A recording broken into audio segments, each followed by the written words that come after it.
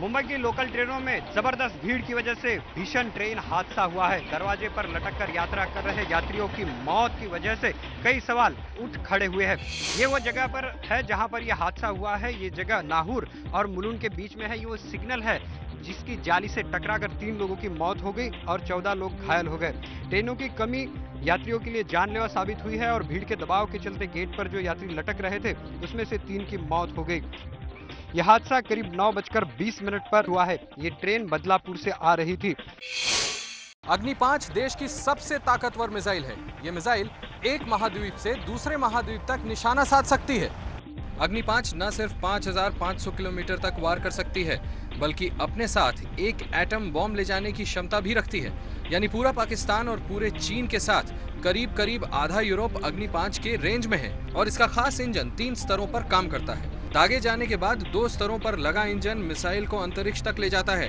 अंतरिक्ष के zero gravity हालात में मिसाइल पृथ्वी की कक्षा में घूमते हुए आगे का सफर तय करती है और दूसरे महाद्वीप पर मौजूद टारगेट के करीब पहुंचती है। इसके बाद तीसरे स्तर का इंजन दहक उठता है और अग्नि 5 मिसाइल एक बार फिर से धरती की तरफ लौटती है और टारगेट की ओर तेजी से बढ़ती है। दुश्मन को खबर लगने से पहले ही अग्नि 5 अपने टारगेट को तबाह कर देती है।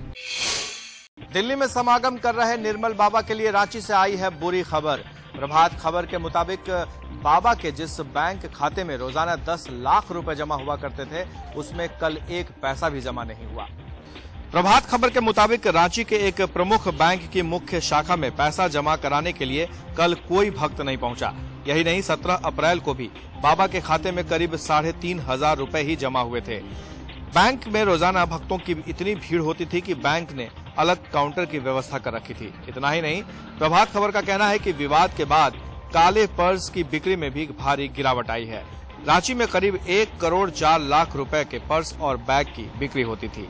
समागम के दौरान निर्मल बाबा लोगों को काला पर्स रखने की सलाह दिया करते थे। विद्या बालन की फिल्म द डर्टी पिक्चर को टीवी पर दिखाने से रोकने के लिए अदालत में याचिका डाली गई है।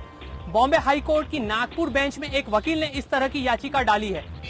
यह है नागपुर के वकील प्रवीण डहाट। इनका मानना है कि द डर्टी पिक्चर फिल्म का टीवी प्रसारण रोक दिया जाए क्योंकि यह फिल्म साफ सुथरी नहीं है। 22 अप्रैल को इस फिल्म का टीवी प्रीमियर होना है। डहाट ने बॉम्बे हाई कोर्ट की नागपुर बेंच में इस फिल्म के प्रसारण को रोकने के लिए याचिका डाली है। कोर्ट ने इस मामले में sensor board, Sony TV, Balaji television और केंद्रीय सूचना एवं प्रसारण मंत्रालय को नोटिस जारी कर 20 अप्रैल तक जवाब देने को कहा है।